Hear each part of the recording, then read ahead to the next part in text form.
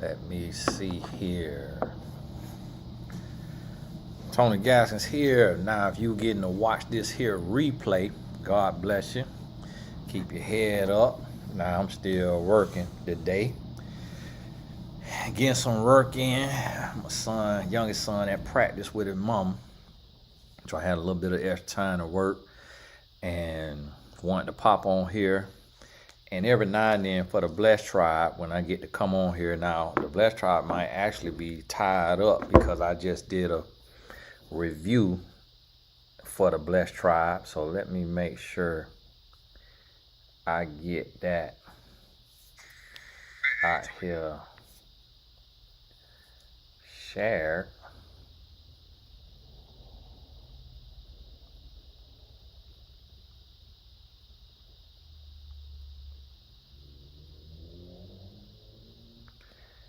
And then right now, Blessed Tribe Part 2 of the review is being uploaded right now. So want to pop on here. So y'all will be able to watch that after this. I ain't gonna be on here too long, hour and a half. My wife told me she still got to go home and make the sides for dinner. So I got a little extra time to work. So I'll be up here till she texts me and say, come on home and eat. And the devil is busy. The devil is busy. So keep praying. Keep praying for the body. Keep doing what we got to do. I was touching on this a little earlier where I was talking about the pastor that got sat down. Can't remember the brother's name. Then y'all got to forgive me for that. Let me see if it'll pop up on my page if I sign in on here. Well, let me actually, if I look on my phone. But it just always something going on in the church at large. Across see if it's on my,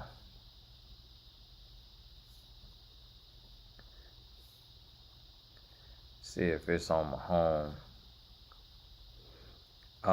Joel Tudman. And I'm gonna see what he said. But buddy is big and swole. For whatever reason, he done got sat down and is making national news. I had never heard of the brother, God bless his soul, until this came out, I think yesterday. And then another pastor who was a black man but got a Hispanic last name. And so that'll be interesting to see. But it just goes to show you it's just always something going on in the body. And in this, so that's creating a lot of talk and a lot of people picking sides. But then that's right after the man David Taylor get caught up in his $50 million plus scam.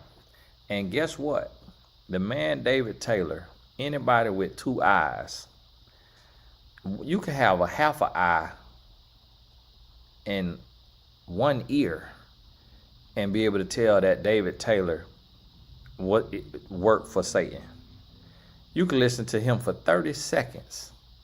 If you got bit of Holy Spirit, and do you know that man David Taylor had a couple of his parishioners come over in my comments defending him, talking about what about all the stuff he did for the homeless? Hey, I'm gonna do for the homeless too. If I raise 50 million, I'm building a homeless shelter. But what he got caught for is them doing forced labor and making people work their call center, be they driver, be they chef, be they armor bearer for no pay.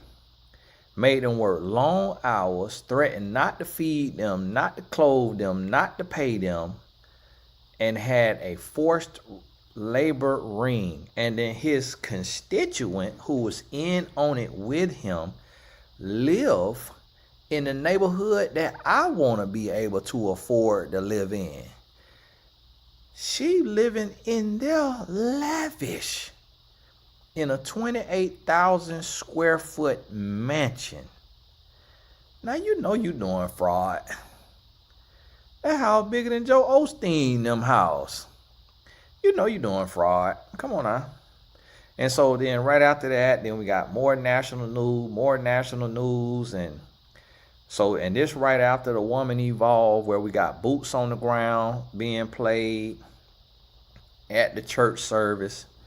They in there doing the dance. I ain't think it was that big of a deal. Boots on the ground, it's not like it's a real bad song, but it just, people gonna find something to be offended by, and that was enough. That was enough right there to get offended by. So it's just thing after thing after thing. So we just got to keep praying. We got to keep praying, and we got to keep focusing on us, working on us. Keep praying. I'm praying to the Lord for patience, for emotional intelligence, just strength and blessings across the board. Family, marriage, parenthood, because it's real out here. It is real out here. And so we really got to get that thing together. And it's a lot of lessons to learn, and we all got to get our house in order. And we all got some type of work we got to do. I'm still focused on trying to do my work, get my stuff together, get my life together. And we all got to be doing that. It's just one of the things we got to work on, something that got to be done. So be mindful, be prayerful, and just make sure that you doing the work every day. Make sure you doing the work every day and pressing forward, because what we got going on out here is just, it's a long road home. And we being tempted, we being tested in every way possible. And whenever you start trying to grow and you start trying to do better, that's when the test gonna come out of nowhere. That's when the test gonna come out of nowhere. Yolanda, we talking about one of the, I think he called himself Apostle, David Taylor. But I'm gonna learn a little bit more about what this other brother got sat down for. And because you're not really getting sat down for nothing. So either he got into a little disagreement with the pastor, or he had something else going on. But this man here claimed that you won't believe what he said. So I'm gonna look into that and see about that. But everything you see, if you're gonna be on the media, if you're gonna be on the internet, get a lesson from it. Instead of just indulging in it as gossip, make sure you pull a lesson from it and you allow it to teach you something so you could be growing. And that right there is something real. Now, next on the docket, what I seen, what one of y'all sent me, was one of my former Instagram followers, Brittany Renner, and her ex NBA baby daddy is named P.J. Washington. Now, what I want you to learn from this right here situation is P.J. Washington is a young man. I don't even know if the young man is 25 yet, or maybe he might be 26, 27. Play in the NBA on the Dallas Mavericks. A good player. He's a good player, actually could be better. He actually could be a better player, but he's a good player already. And played at a big college and make good money. Oh, he's 27 now. Okay, 27, 6'6", University of Kentucky. I mean, one of the best college basketball schools. And Brittany Renner mom, to my knowledge, looked like it was her mom, filmed the exchange of their child between her and P.J. Washington. And see, this is where these spirits get caught up, and these spirits is impacting and affecting the youth. And these different, and operating from lust. Now, P.J. Washington, God bless his soul, but I have to make a public example of a public example. He is what I refer to as a porn baby.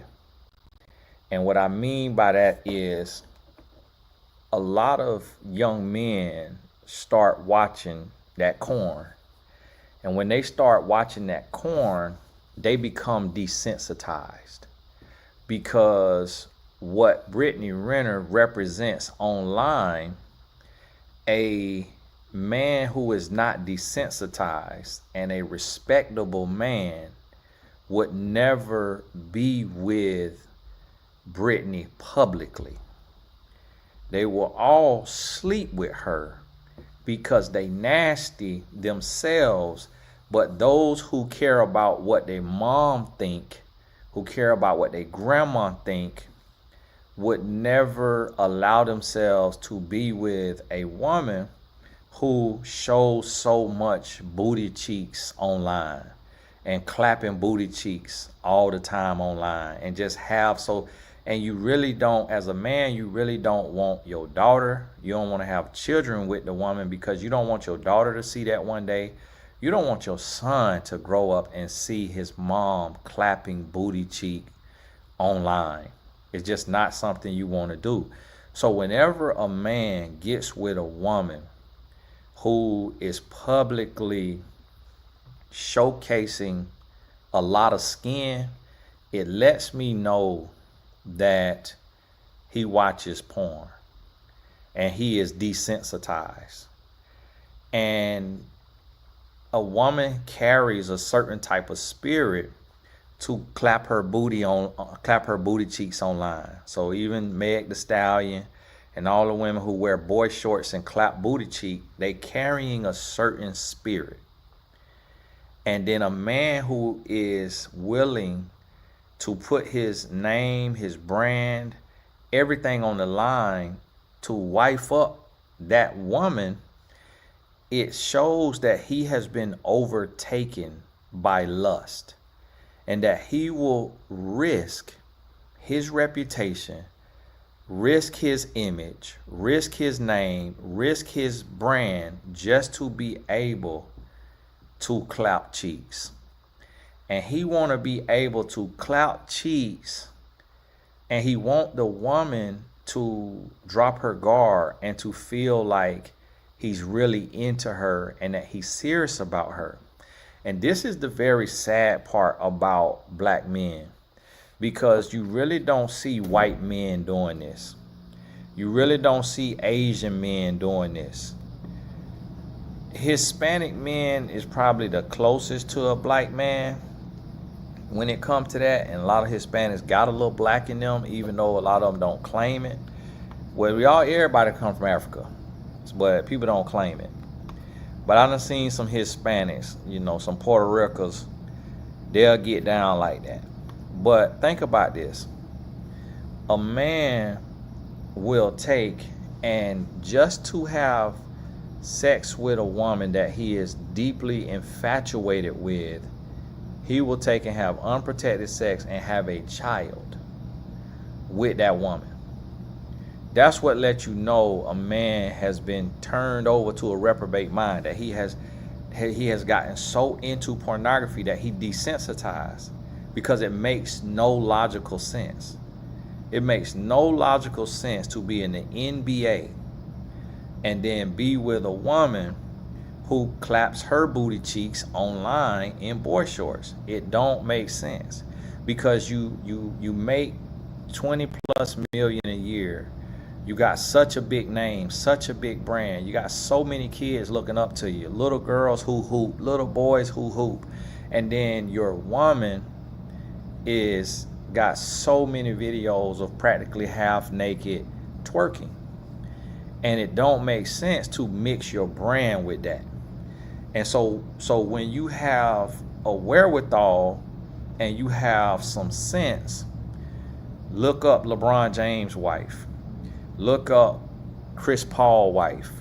Look up Dwayne Wade wife. Look up Russell Westbrook wife. Look up the other black men. Look up their wife. And you're going to see the difference in their wife and then some of these young guys' wife, these young boys, what I'm calling porn babies. You're going to see the difference in their women. And you're going to see a lot of these young boys, they getting more women who done had 2-3 BBLs. They got their lips completely full with all the lip fuller. They got all the Botox, all the filler, all the stuff, and they look like a broke Kim Kardashian. And that's what the young boys are getting into. And the young boys getting into that because they so addicted to that corn. And they so addicted to that they lose common sense. See, their brain literally get rewired to where they can't tell what's normal and what's not normal.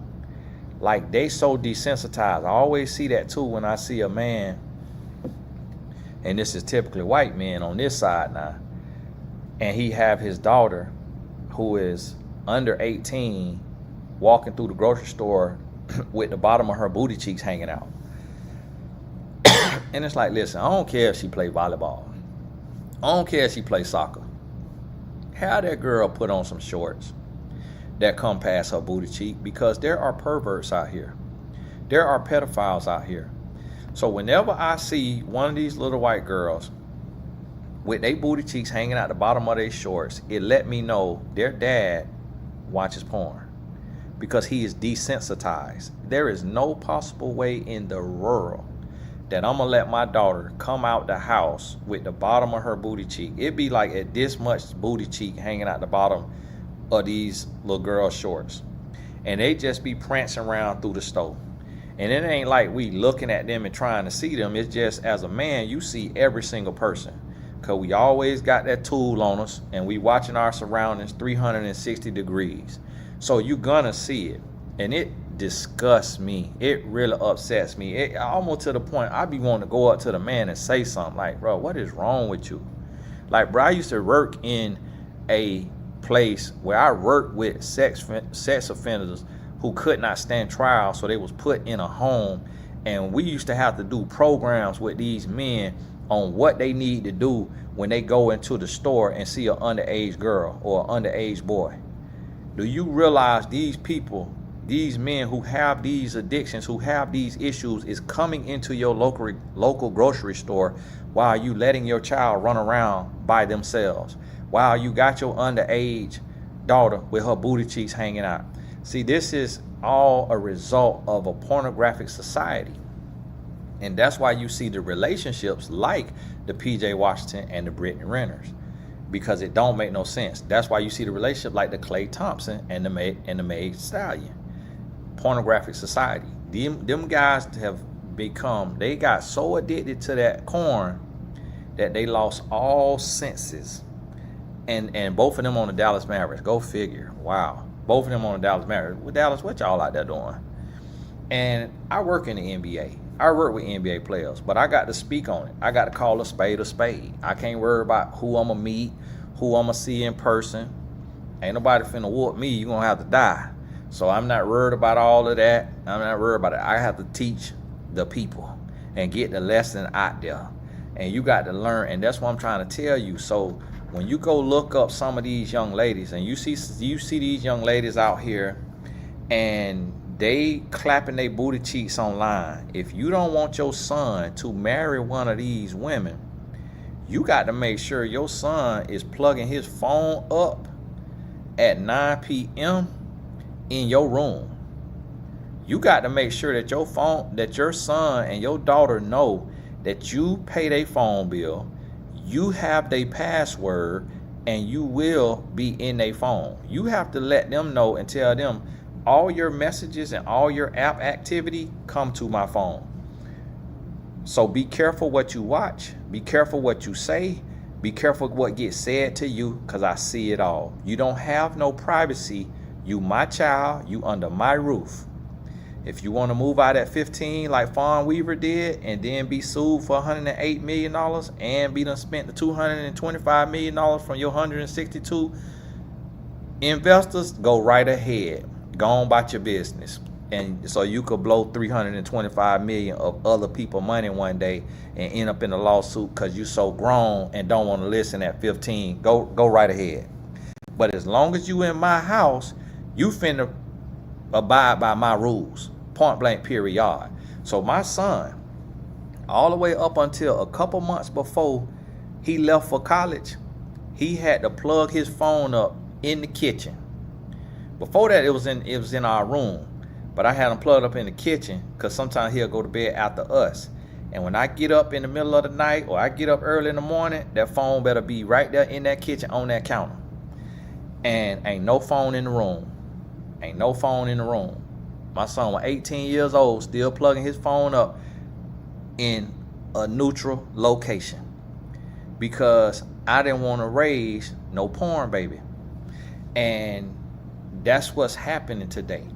And so what we see right there with that relationship, and so after he got done with her, got through, started doing his thing, they end up breaking up. Now they have this tumultuous, toxic co-parenting relationship because they should have never been together. Should have never been having sex, should have never had no kids. So now the child got to grow up and watch these videos of them acting like that online. And then she feeling away, and that's when these spirits get involved because the new woman getting all this stuff, getting all these purses, getting all this stuff, and me being a provider man, me being a giver, if I had PJ Washington money, my wife would have just as much, probably 2 or 3 times what PJ Washington wife get, because my wife got majority of that stuff, and I don't make I probably make 10% of what he make. So yes, I'm bad with money, but not literally, but I spoil my wife. And she got every brand, everything that woman got, and he making over 20 million a year. And so yeah, I need to calm down. But I say that to say I don't blame him. It's just that when you got a history of picking how you pick, it make it look disingenuous, like what you hiding and what's gonna come out.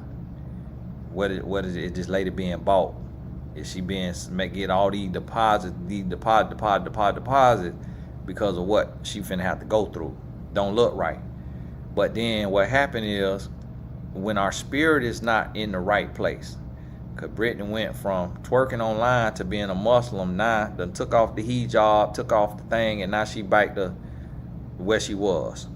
Had got with Kevin Gates, and so that lets you know where her picker is. They didn't work out. Now she bite this, and now we see this video going viral. Guess what? All the teenage girls see that. All the teenage boys see that. This stuff affects our teenagers. And they not only did they record it, but they released it. It's like, okay, can you see what happened on here? And do you not realize that y'all were the instigators and y'all was the problem? And the thing about it is, Brittany, she showed that she ain't never had no kids before, obviously, and never really been around no kids, never really helped raise nobody kids, because your child cry when you hand them off to the other parent in the same household. So if you handing your child off to the dad, who only get to see the child every so often, that child gonna cry. Boy, girl, that child gonna cry, because they don't like change. They don't like that type of change. They don't like that type, even though they finna get over there and be totally fine, get to play with toys, get candy, get to eat good, finna go live with his millionaire daddy, still gonna cry. And so she thought she had a point because the boy was crying. It's like, nobody like that. I work with boys that's 15 to 17. They don't like to change houses. They don't like to change locations. And so they done posted the video and was in the wrong. And I'm like, wow. And then you dealing with a man. And not only is you dealing with a man, you dealing with a black man. And not only is you dealing with a black man, you dealing with a black millionaire man. Oh, you finna get cussed out. You finna get cussed out. The pastor would have cussed you out. So they did PJ Washington a favor. But you know what though? His brand is embroiled in that. And this what these young men don't realize. These young black men who get into these toxic relationships, they don't realize how that messed their money up. Because the NBA and the NFL and the MLB and the MLS is show business. If your off the field, outside, off the court life start making too much noise, you do one little thing and you getting cut. You getting traded, waived, or cut, and it's the next man up. Because you bringing negative light to our organization, and we pay you millions of dollars to play basketball and stay out the way. You on every single blog because of the woman that you chose to have children with. Now you on every single blog. That's going to affect your money eventually, unless you LeBron James. They're going to get you up out of there because they're going to say, we do this for families. We do this for kids. Now, our player that we are putting in front of these children have a twerking baby mama who is cussing him out, and her mama is cussing him out and cussing out his wife. And our 13-year-olds that we selling these $300 tickets to come to this game is on Instagram and TikTok watching this exchange. What does this have to do with basketball? Absolutely nothing. But what does this have to do with show business? Absolutely everything. Because the basketball is the show business. It ain't even about the pure game. It ain't about the love of the game. It's about money. It's show business. And so you got to know business. That's why LeBron James don't get caught up in nothing off the court. Stay out the way because he understands this show business.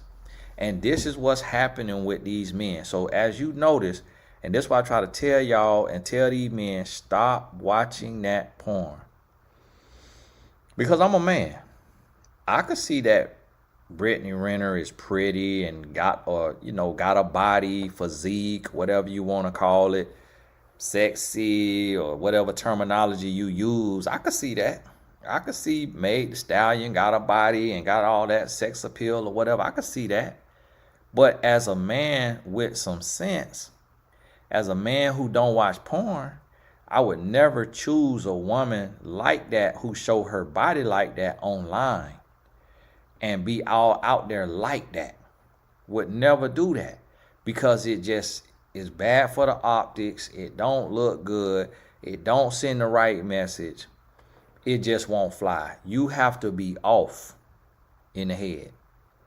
You have to be off in the head to pick a woman who show themselves like that and carry themselves like that. You got to be off. And the reason why you're off is because the rewiring of your brain from watching porn.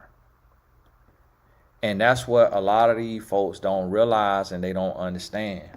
And that's why we need to eradicate this stuff when your child becomes a teenager. And I remember, having a conversation with clients who would be asking me about their younger family members, their teenage family members, boys and girls, who they have caught over and over watching porn.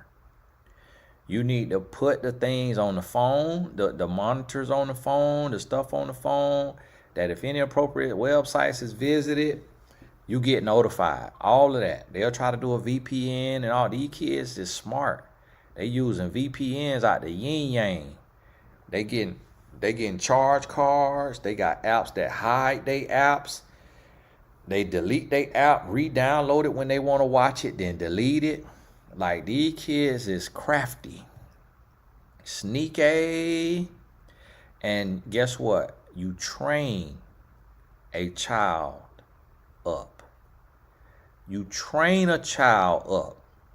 The Bible don't say trust a child so that when he is old, he won't depart. It say train a child. You don't let your child pick what shoes they gonna wear, what clothes they gonna wear, what colors they gonna wear. You train your child. Because if you don't train your child, then your boy is gonna be picking pink and purple because it catches the eye.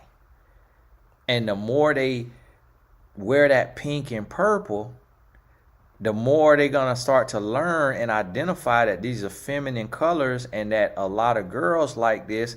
And then they're going to start to associate as a girl. They're going to identify as a girl. And that's the type of thing that happens with a lot of people's sons now. I did a video on this, an hour and a half long, while I'm talking about this. And my wife sent me a video today where she was telling me about that in Atlanta, about how they said 20,000 cases of HIV has been reported in Atlanta in the last 8 months. You know why? Because so many men sleeping with men. And then getting that bacteria, that recompense in the body, come from that activity, that man-on-man activity. They brew up that bacteria because not supposed to be in there poking around in fecal matter. They brew up that bacteria, it get into the bloodstream, get into the body, metastasize, turn into HIV. Then because they can't come out, because they go to church or they Christian or they race or they culture or whatever, they can't come out, they get a woman. And now they go and they in a relationship with a woman and having unprotected intercourse with a woman, but also messing with men. And that's how you got them 20,000 cases of HIV being reported in Atlanta in the last 8 months. And then that's finna spread around the whole country. And it's because of the filth and the debauchery. So if you don't want to do it God's way and you want to fornicate, for one, you're going to end up with HIV. Two, you're going to end up having to co-parent because you want to fornicate. And you might end up having to co-parent with somebody who lost their mind. Somebody who is absolutely ignorant. But that is the result of not doing it God's way and getting too deep into that fornication. And so... and Joy, I ain't see that by the R&B singer in that lifestyle, but that's how it is happening today. And so you got to be mindful of this stuff. You got to pay attention and get your lessons and make sure you guarding your eyes and your ears. And then also, next thing on my docket that y'all sent me is the fake relationship coach, Sadia Khan.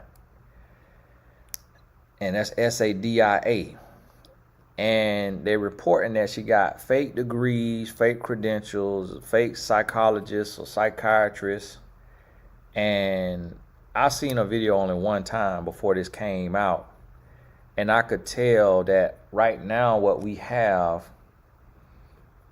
the men have been doing this and making money off of it. So now we have the boss female. Now we have the boss woman epidemic of these certain women that's putting a microphone in their face, and because they think they aesthetically pleasing, they think they deserve to be heard, that they need to be heard because they think they is beautiful. They're not trying to be heard because they got something to say. So what we have today on a scale larger than ever is we have podcast mics for Jezebel spirit men and women. And now we having about as much women who are toxic, hypocritical, Jezebel with a microphone as we do men. And so the lady Sadia Khan, and this is what I try to tell y'all, because I'm going to be honest with you. It's only going to be about 5 women and about 5 men that God elevate who going to live what they teaching. God don't operate in the masses. If you notice when you read your Bible, it wasn't a lot of people that was called. Many are called, few are chosen. So I say that again. It wasn't a lot of people that were chosen. Many are called, few are chosen. God not finna elevate no whole bunch of people. And so the devil is putting these people in position, and now we have a lot of Jezebels with a microphone. And that's what happened with that Sadia Khan. So she coming out, and people speak from where they are. And she on the voice, she on the audio telling the lady, the man, fiance or girlfriend or wife, that she will, this y'all relationship coach now, she telling the lady that she'll go suck the man thing today if she want to. And will suck the man thing on their wedding day, the day after their wedding, and on the woman's birthday. I say, whoa. Now see, I'm gonna tell you now, you definitely not talking to no woman from where I'm from. Cause you'll get shot in your face. You will get shot in your face if you say that to a woman who from where I'm from. You gonna get found and you gonna get drugged. All kind of asphalt. You ain't gonna have a strand of hair left on your head if you talk to a woman. So she must have was talking to a woman of a different race. She definitely wasn't talking to no black woman. For sure. She wasn't talking to no black woman. I say, wow. And this who got a microphone? The lady named Sadia Khan. I don't like TikTok. I really don't do TikTok, but my wife be on there, so she be getting the videos and she sent it to me. And that thing there, I'm trying to tell you, that thing is real. That thing is real. So here go the lady. Now my TikTok is Tony Gaskins Jr. official. For those of y'all on TikTok, I had to get on. I just don't like social media, so I waited so long to get on TikTok. My name was taken. Even Tony Gaskins was taken, and Tony Gaskins Jr. was taken. I had to get Tony Gaskins Jr. official. I waited so long to get on there. So the lady, that's y'all relationship coach. That's what I be trying to tell you. And y'all probably was sitting there. What y'all be doing? Y'all probably was sitting there. See what I told you? We got to get people who going to try to live what they teaching. And you know what? We're in a year of exposure.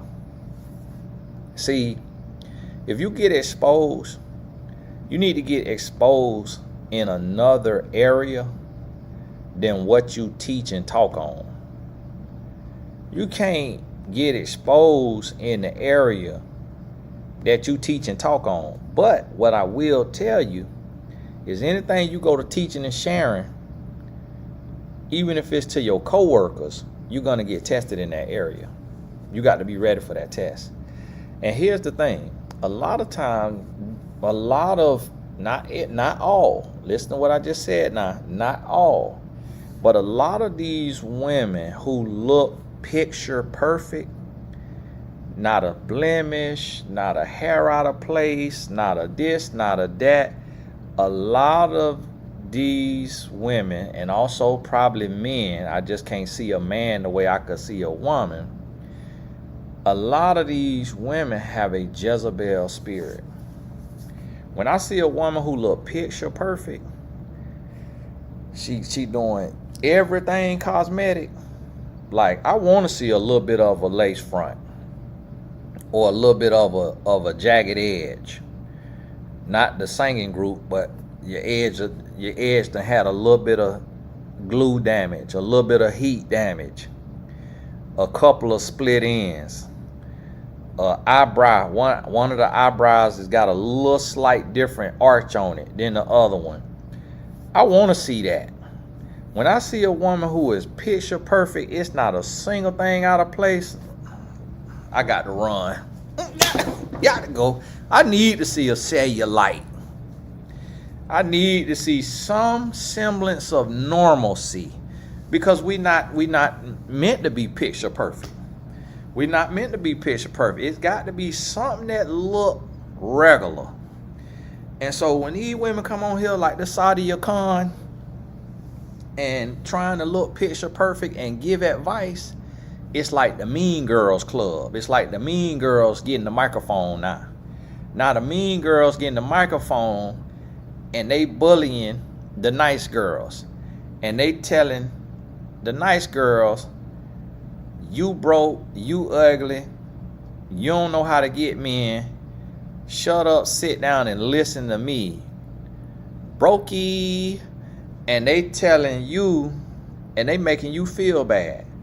And then you as a woman, you watching these women who looking picture perfect because they got a microphone in their face, and you secretly start to envy them. And you start to idolize them. When you need to be able to use discernment and realizing God ain't make nobody picture perfect. Something need to be off. And see, me as a husband with a wife, I have to be a covering for my wife, and I have to make sure that she realizes and understand, listen, I want a little bit of natural now.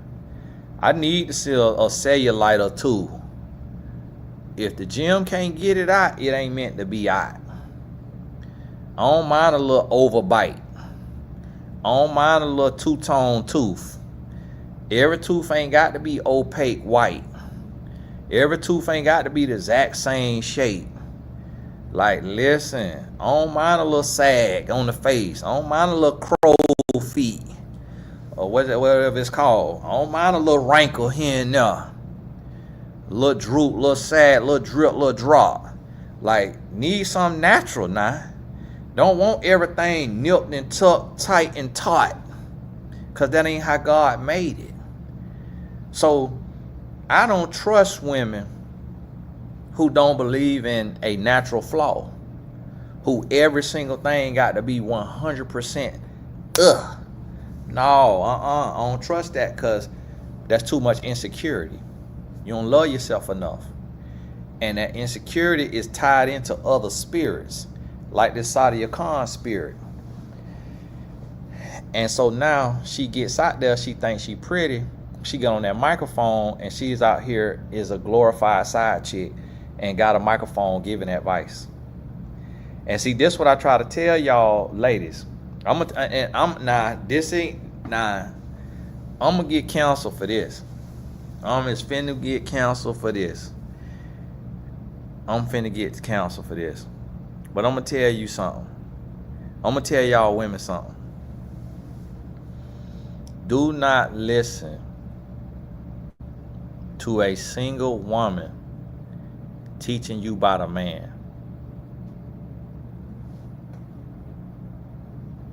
Women do not understand men.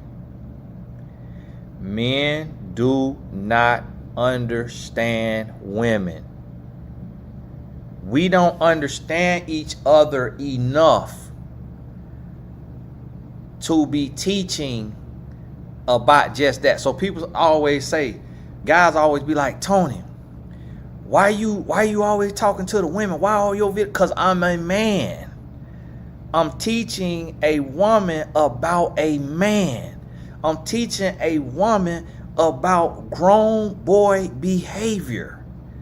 Notice that I don't teach about women because I'm not a woman. So it is a red flag when a woman is online teaching other women about men. A woman need to be online teaching men about women. And the woman need to be respectable, and she need to be classy. And ideally, she need to be married if she want to have a profession of teaching men about women. She need to be wife ready, wife material. Not to say that a single woman can't teach a man about women. She knows enough about women. But if you have not met your husband and gotten married, then you can't get that man all the way to the finish line about women, because we learn too from experience. God give wisdom, but we also learn from our experiences. And so you're gonna see a whole lot more and learn a whole lot more when you actually experience it. And here go the lady teaching women about how to get what she calling a high value man. And really, Megan actually asked me that question on her podcast, but I don't believe in a high value man or a high value woman. All humans created equal, and we all equal in the sight of God. So really, the high value man stuff was made up, to my knowledge, by the gentleman who passed away, Kevin Samuels. And obviously, he should have not been speaking on that, because he wasn't a high value man, because he was found dead in the presence of a woman who wasn't his wife and hadn't had whatever it was, heart attack or stroke or whatever it was, and was not married, was not faithful. So a man can't be high value if he can't be married and faithful. That's an oxymoron. If you can't be married and faithful, you can't be high value. You could be high earning, but high earning don't mean you have value. That means you have money. So that's where we get this thing wrong. There's no such thing as a high value man, and there's no such thing as a high value woman. It does not exist. There's not such a thing as that. That's a red flag in itself. And that's what I should have said when Megan actually asked me that question. There ain't no such a thing, because we all equal in the sight of God. God has no respect of persons, according to the Holy Bible. So you can make $30,000 a year and you valuable. You can make $50,000 a year and you valuable. And that's what we got to realize and understand. So what's happening is people are calling themselves high value men, high value women. And the only people who call themselves that are insecure people. Because when you need a title, especially a self-proclaimed title, you have to address that insecurity. So if you got a video talking about how you a high value man, you a high value woman, go delete it. You still got time to delete it, because it comes from insecurity. Because you valuable for waking up in the morning. You valuable for inhaling and exhaling. You valuable for living a righteous lifestyle. You valuable. You high value for living righteous. Like, it don't matter how much money you make. That's a trick of the devil. And now we got this toxic term of high value man, high value woman. So then everybody who don't earn six figures, they walking around beating themselves up, feeling low value. And then now you realize that the lady Sadia Khan, and I'm calling her by name, Sadia, and Khan, Khan, I'm calling her by name. Now you realize she talking about high value woman and is a low value woman sucking thing. It's out here sucking thing. That's the lowest value you gonna be. You sucking thing of a man that's not your husband. That make you a prostitute. That make you low value. That's how you know you're low value. And so that's what you got to realize and understand. There's a lot of fraudulent activity out here. A lot of fraudulent activity. High value man, high value woman. Sit down and shut up. Sit down and shut up and listen. Pull up a chair and listen. Ain't no such a thing. Ain't no such a thing. Live righteous. Then you high value. And so now we have this woman leading a whole army of women. And then they said the lady, this how you know too when somebody be scamming. They say the lady was charging. The lady was charging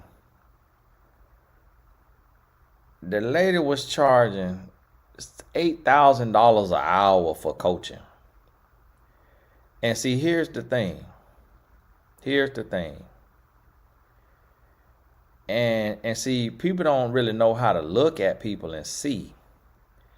But see, the lady was charging, they say up to $8,000 an hour. That's when you know somebody's scamming. Now, you got to be a multi-millionaire to get the $1,500 an hour, $2,500 an hour. You got to be a multi-millionaire. Once you cross $2,500 an hour, if you are charged more than $2,500 an hour, honestly, if you are charged more than $1,000 an hour, you're doing it for the wrong reasons. Y'all know Dr. Gary Chapman, who wrote The 5 Love Languages. I sent an email in to his website one time for an NFL player who was trying to get relationship coaching for his teammate. And he said, do you know Dr. Gary Chapman? I said, no, I don't, but I can get in touch with him. And so I reached out through his website, and his assistant wrote me back and said, Dr. Gary Chapman does not do one-on-one sessions. That man hadn't sold too many books. That man say, I ain't doing no one-on-one session with all of y'all, man. I ain't got the time. I need time freedom. I say, what about any price he wants to charge? $10,000 an hour. The lady wrote back, say, wow, that is honorable, or wow, that is flattering. I just want to say thank you, but Dr. Chapman does not do one-on-one sessions for any dollar amount.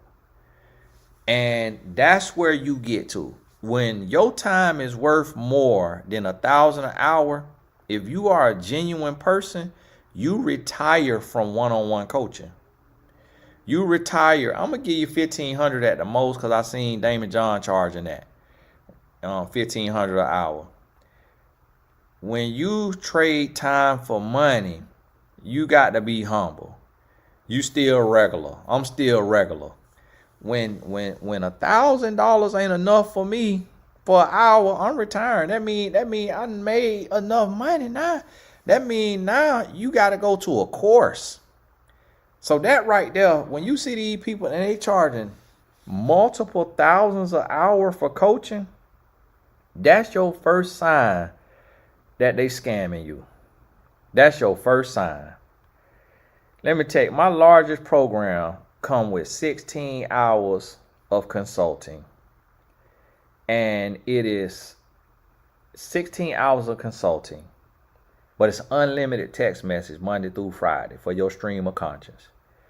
So, and that program be 12 months. So just if I charge for the coaching, my largest program is $10,000. That's $625 an hour.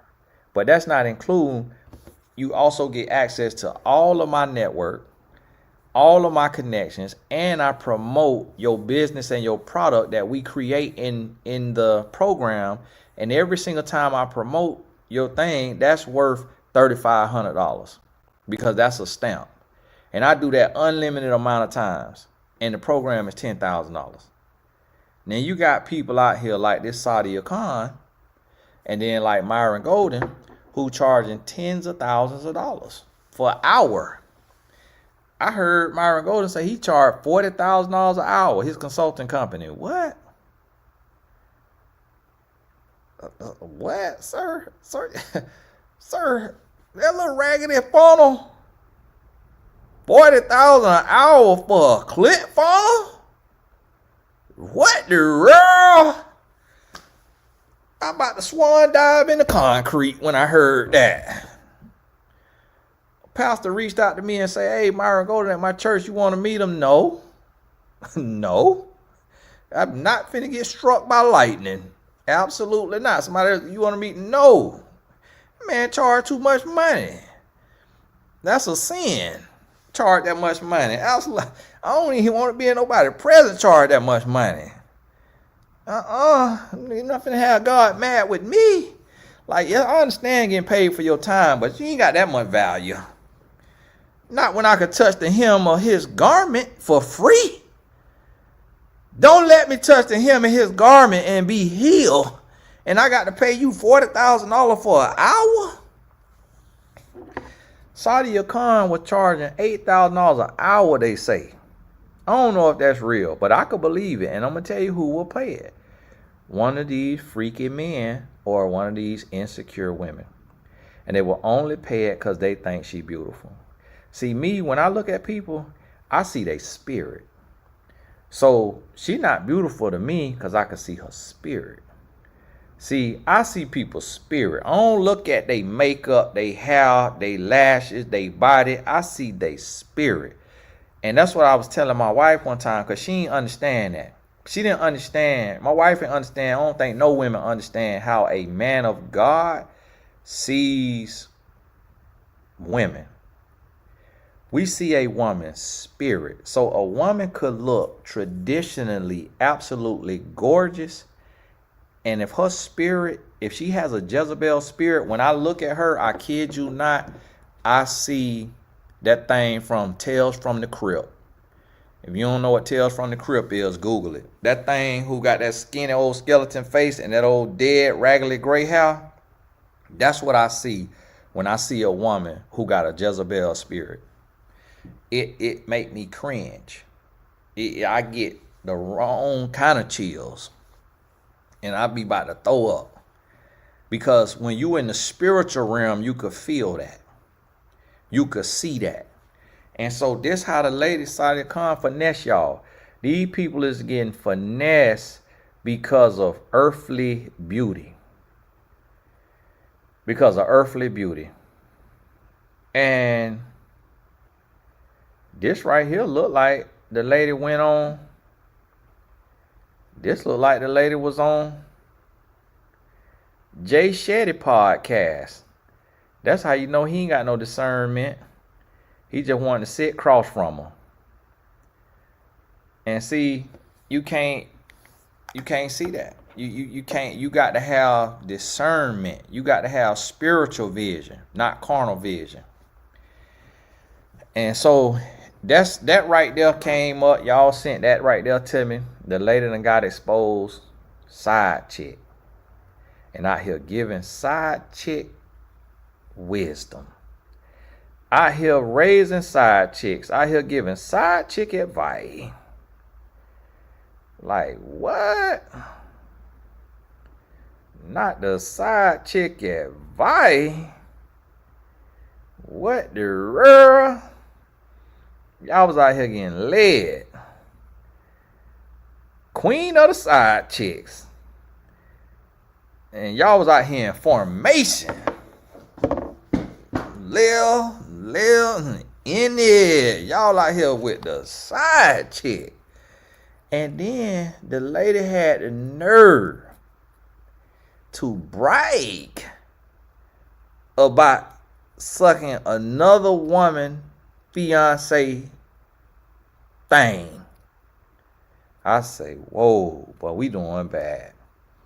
But we doing bad. And see, that make the life coaching industry look bad. When we have these frauds. When we have the Sadia Khan, the Derek Jacksons. When we have this right here. And see, that's why I get on here and talk about this stuff. Because I go through temptation as well. Like Instagram every day show me such and such like your post. And they will have such and such by herself. And me, I'm nosy. So I'm going to click on it. And such be looking like she stepped out of a magazine. And so I was talking to my wife about it today. And I sent her one of the young ladies' profile. I screenshot and I showed her that the celebrities that's liking my posts, the verified accounts, pro athletes, Instagram models. I said, baby, look at this. The posts I'm doing is reaching the celebrities. I say, but look at how these women look now. I say, this is a test. And the reason why I share that with my wife is because she my partner in prayer. I share that with her so that she could be checking my Instagram, holding me accountable. So if I know my wife got my Instagram on her phone, she got my password. So I know, and when I go take a shower, I leave my phone on the bed. So everything is complete access. That's accountability. That's why I talk to y'all about it, because it's accountability. That's why I have to mention the people by name, because it's accountability. See, if I just turn a blind eye, let me tell you why these people turn a blind eye. And I felt it yesterday. I'm like, Tony, why you just don't shut up? Why do you have to teach a lesson by everything that be in the media? Why do you have to walk righteous and make everything a lesson? Why you just can't shut up so you could be friends with all these celebrities that follow you and all these celebrities that want to follow you? Why you can't water your message down so you could be invited to the golf classic and to the galas and to the what's it called? That's what the devil was asking me. That's what that spirit was asking me, and my response was, because I work for God. I ain't trying to make friends. I got a friend that's sticking closer to a brother in Jesus Christ, and I'm trying to hear, well done, my good and faithful servant. And where I fail, God grant me grace, because I'm not failing in the area that he called me to teach on. Where I'm learning lessons in is other areas of life in business, but not in love and relationships. And I also have to govern and lead, and I got to talk to my wife, and I got to have tough conversations with her. And I have to talk to her and help her understand, baby, when I come to you and I tell you this what I'm thinking, this how I'm feeling, I say I'm expressing myself. It's not about confrontation or none of that. I'm expressing myself, because when a man don't express himself, that is going to be let out somewhere else. And if he can't have a floor to be open and to be honest and to be vulnerable and to be transparent, he gonna express himself through pornography, through adultery, through gambling, through alcohol, through drugs. He's going to express himself in another way. So I have gotten my wife to understand, because see, naturally human nature will think, oh, they complaining, oh, they unhappy, oh, they going through this, going through that. No, it's just an open, safe space to be able to articulate and communicate. And I tell my wife, don't walk around feeling something, needing something, and not expressing it. Express what you need. I don't fear confrontation. I don't fear tough conversations. That's what make you great. That's what make your relationship great. The tough conversation. And so I tell my wife that. She 2.5 years younger than me. So I done been around the block more times than her. So I have to, as a husband, still lead and share those things.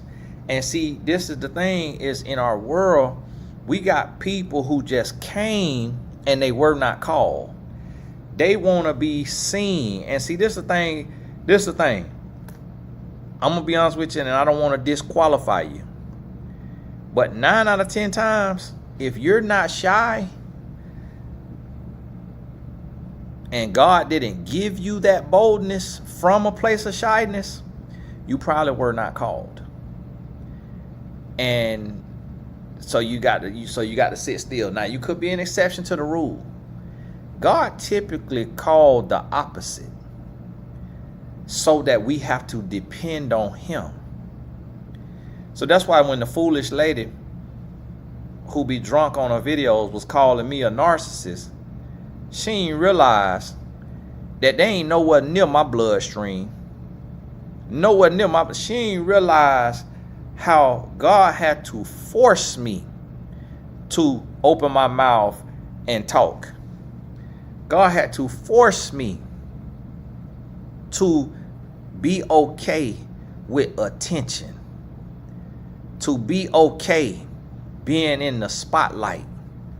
She ain't realize that. And every time I talk to my clients, and they be like, you know, I feel led to help people and all that, but I'm shy. I don't like being on the camera. I don't like attention. I don't like doing videos. I don't like hearing my voice. I don't like looking at my face. And I just told my homeboys the other day, because I spoke to his team and he posted a piece of me speaking in his story. I ain't even watch it. I listened to the first 2 stories. I said, bro, I can't stand to see myself. A narcissist is in love with they self. Every video I do, I don't watch the videos. I shoot it and I upload it. Because if I watch it, it ain't going up. It ain't going up. And that's 9 out of 10 times who God gonna call. Now, he might call somebody that's bold, that's confident, but he gonna humble you. He gonna give you the humility that you need. With your boldness and your confidence and your non-shyness, he gonna give you some humility with it. And then if you are shy and all of that right there, God gonna help you get some boldness. And so that's the thing. And yeah, that was her. That was old Sadia. Tell how that voice sound. And just like the guy now, you know, the David Gaskins, who talking about he got receipts and he not no deadbeat dad. Okay, God bless you. You might not be no deadbeat dad, but your daughter feels a certain kind of way for a certain reason. I know one thing, girls want to be daddy's girls. I mean, yeah, girls want to be daddy's girls. So if your daughter out here talking about you as a deadbeat, something went wrong. And so he in one breath he's saying he not no deadbeat, and in the next breath he's saying, oh, all of y'all perfect. All of y'all perfect. You ain't never made no mistake. I just thought you said, why you calling it a mistake? You ain't got no messed up family. Why you calling it messed up family if you not no deadbeat now? And so here's the thing. This what I try to tell you is we can't get caught up trying to be famous and be known and not be working in the areas of the things that really matter. And see, that's why I say, Lord, take your time with me. People be like, Tony, why you don't use ClickFunnels? Why you don't want to do webinars? Why you don't do text message marketing? Why you don't do email drip schedule? Why you don't use custom thumbnails on your videos? Because I'm not trying to be elevated fast. I ain't trying to go fast. The 3.5 million people that follows me on social media is all by the hand of God. I didn't do no tricks of the trade. I ain't never hired no social media consultant, no social media manager. I done made every post myself. I run it all myself. I do it all myself. I film myself. I don't edit the videos because I'm not trying to go fast. I need time to get the lessons because I already know. God already showed me that one day I will be the #1 voice in the world. And at that time, they will want to kill me. They will want to destroy me. I got children to raise. So I'm not trying to rush to fame. I'm not trying to rush to celebrity. I'm not trying to rush to earning $100 million a year. I don't even have a real system and structure, and the Lord blessed me to earn $1 million plus in a year without even trying hard. The Lord blessed me to do that. So if I actually tried, then I can earn anything I want to earn. I don't have a desire to, because I still want time to learn how to manage what God done already blessed me with. Because I still be giving too much money away, taking care of too many people. See, this the thing, what you got to understand is the people who really call, we ain't in no rush. The people who really call, we're not in competition. The people who really call, we ain't trying to be seen. We ain't trying to be famous.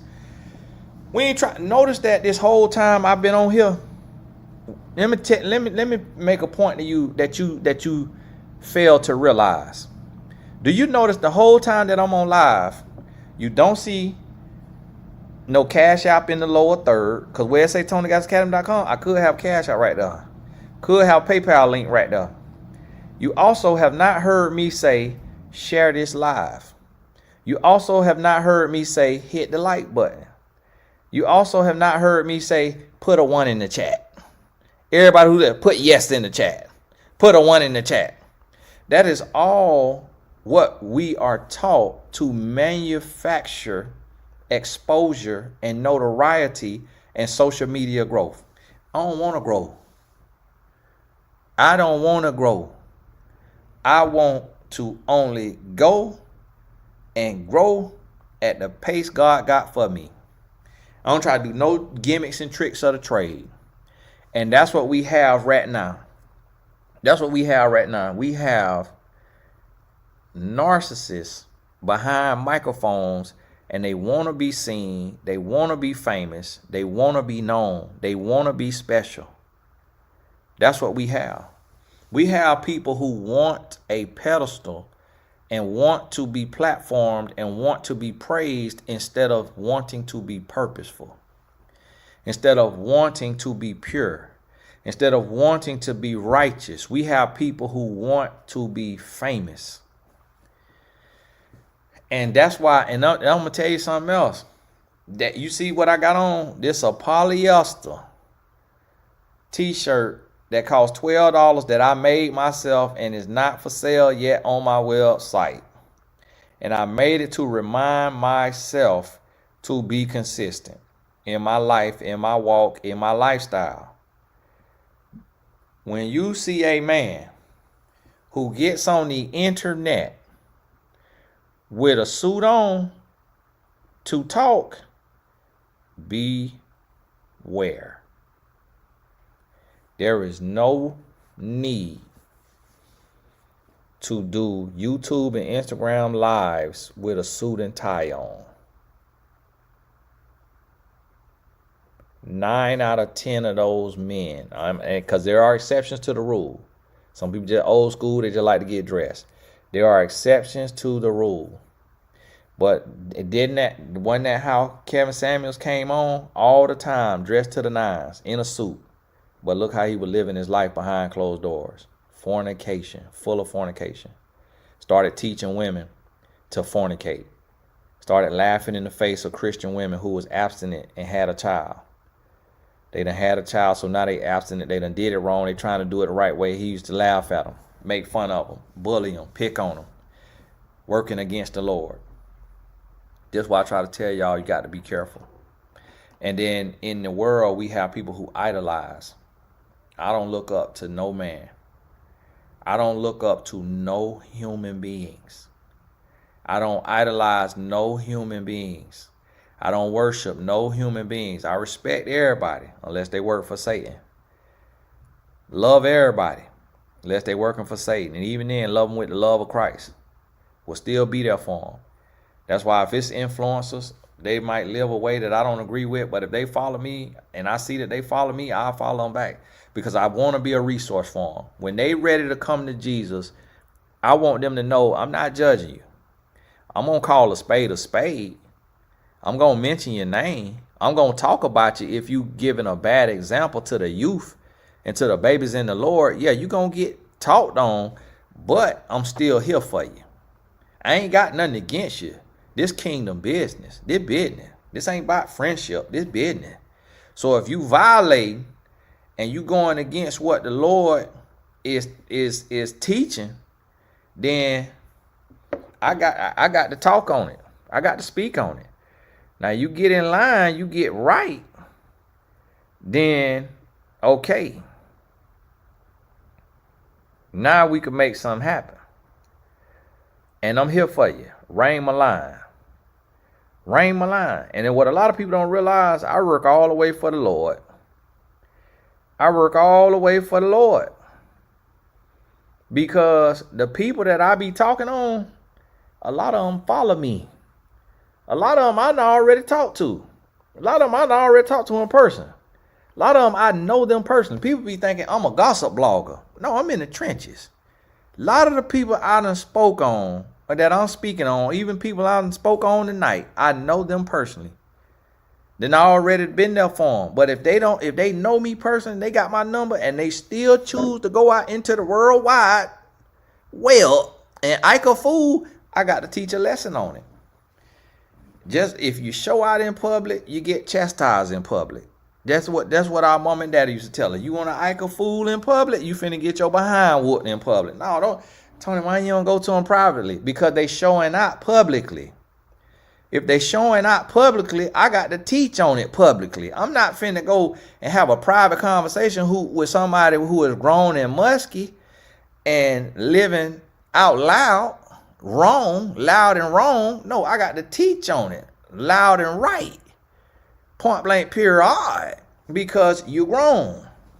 And so if you already know me, you already got my phone number, you don't want to call and get no advice and work on your life from an outside perspective for somebody that you know is living righteous, then that let me know you don't want to do right.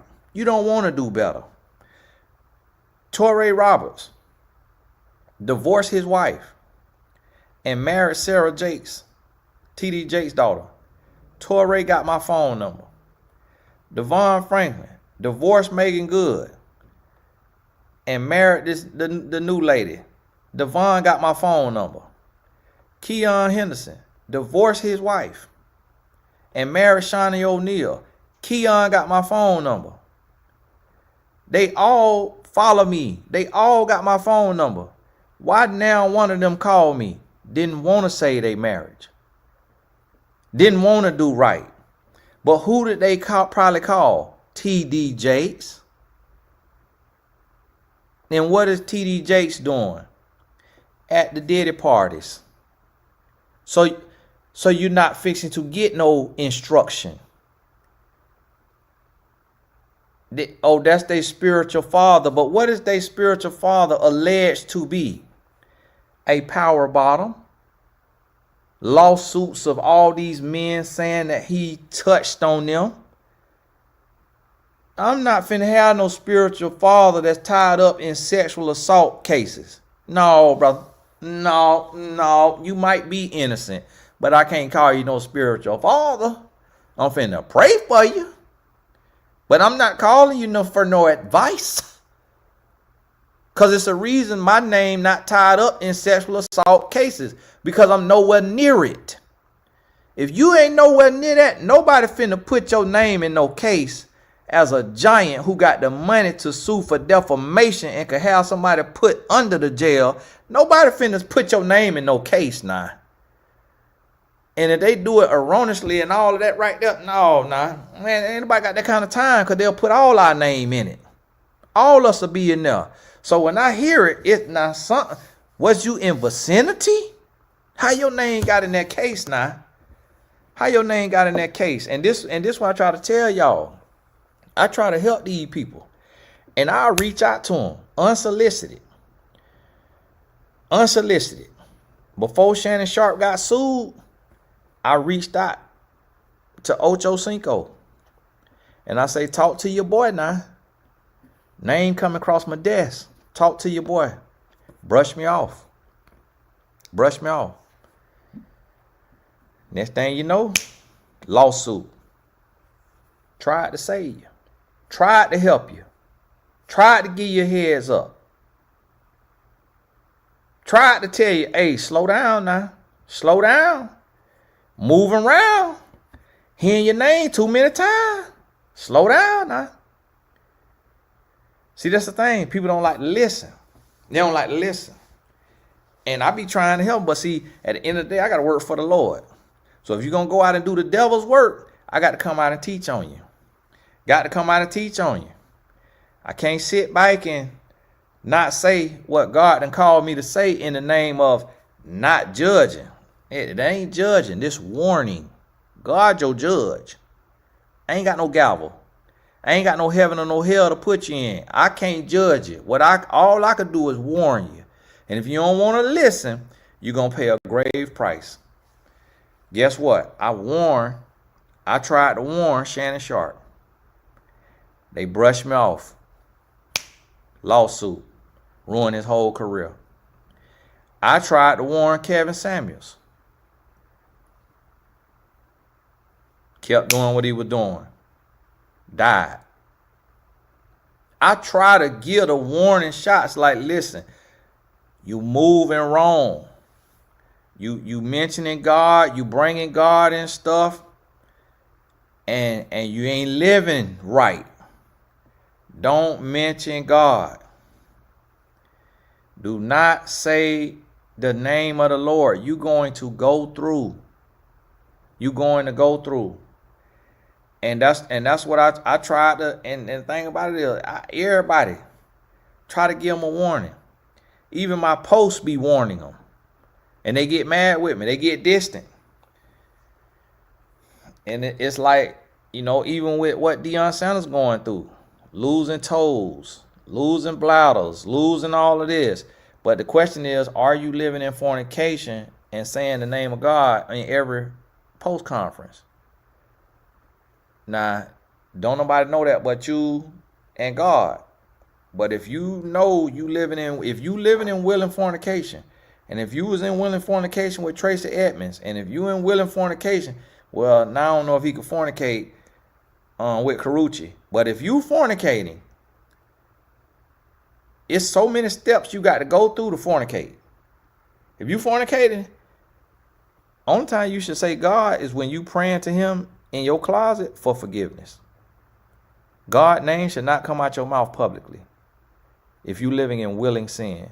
We're not talking about accidental sin. We're not talking about when you stumble into sin. Like, we're not talking about when you look at somebody and before you even realize you know already, ooh, they look good. Because guess what? With that sin right there, that's sin in your heart. You got to repent for that. But you ain't touch that person. You ain't holler at that person. You ain't sleep with that person. So sin got different repercussions. Now you go holler at that person. You go sleep with that person. Now you catch STD. Now you can have a baby. All this right here can happen. So we ain't talking about that sin where it's just like somebody say something to you, and before you realize you been had a thought, you about to slap them in their mouth, and you had to catch yourself and you had to talk yourself off the ledge. We ain't talking about that kind of sin. We talking about the sin where you are making deliberate choices over and over and over to be in that sin. And you not only in that sin, but you wallowing in that sin. When you in that kind of sin right there, do not say the name of God, because you are going to make a mockery of God, and there is going to be a price to pay, because God will not be mocked. And I try to warn people of that. Don't play with God for clout. Don't use God as a shield for your sin. Don't do that. You're going to lose in life. You're going to pay a price. It is going to cost you. Don't be talking about how Christian you is and how much you love God if you know you in willing sin with somebody. You know you into your porn and somebody watching it with you. You know you in your fornication and all of that right there. Don't keep talking about you an imperfect Christian when God give us the power to walk right and do the right thing. When you choosing sin over and over and talking about you an imperfect Christian. And I remember when I called Anthony O'Neill out and he went and made this long, imperfect Christian post. You is a grown, musky man. You do not have to fornicate if you don't want to fornicate. You fornicate because you want to fornicate. That is not no imperfect Christian. That is a backslidden state that you is choosing to live in that sin. Lady tried to tell me the other day that, oh, we can't sin and, oh, we can't go to hell for sin. What you think it is this for? Unrepentant sin. God know your heart. Yeah, he do. And he know when you repent. And so if you don't repent, you separating yourself from God. That's the purpose of a heaven and a hell.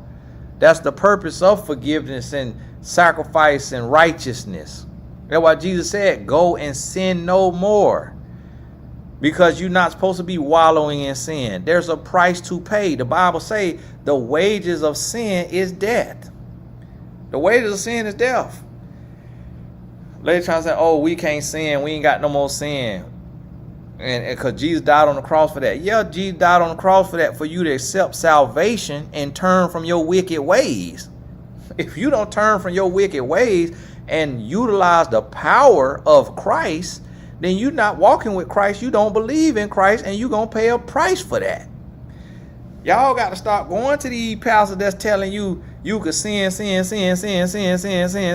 purposely, willingly, continuously, with no remorse, without repenting, and that there's no price for that because Jesus done paid it all. Jesus paid it all for your repentance. He ain't pay it all for your complacency. He ain't pay it all for you to play in God's face.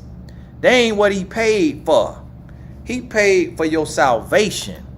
But your faith without works is dead. So you're not saved because of your works. But your faith still requires works.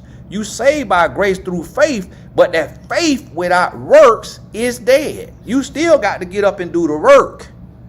Otherwise, he wouldn't have never said, go and sin no more. Otherwise, he wouldn't have never said, be perfect as your Father in heaven is perfect. He wouldn't have said that. He's not going to utter that if that's not what he wants you to strive for.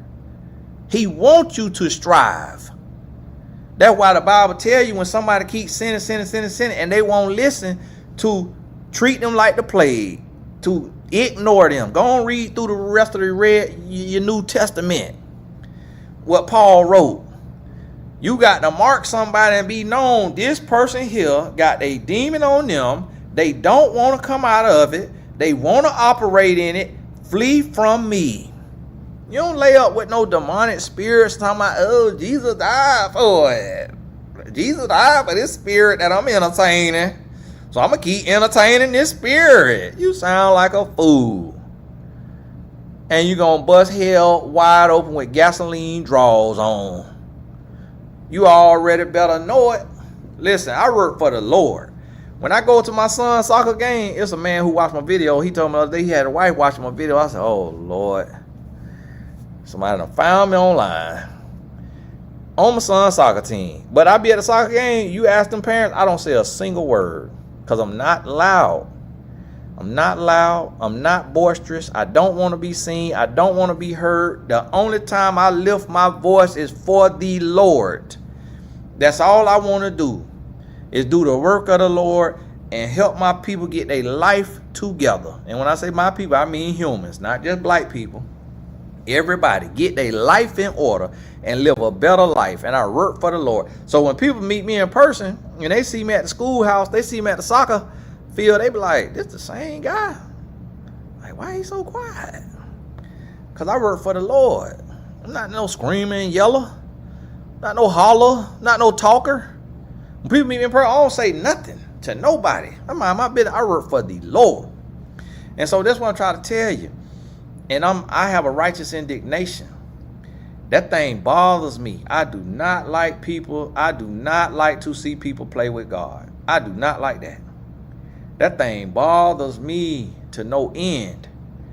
I don't like that. And the reason why is because I really know the Lord. That's why that guy David Taylor, who got arrested for that fraud, was talking about he best friend with Jesus and all of this right there. And it's like, no, I'm a friend of Jesus and I could tell that you're not.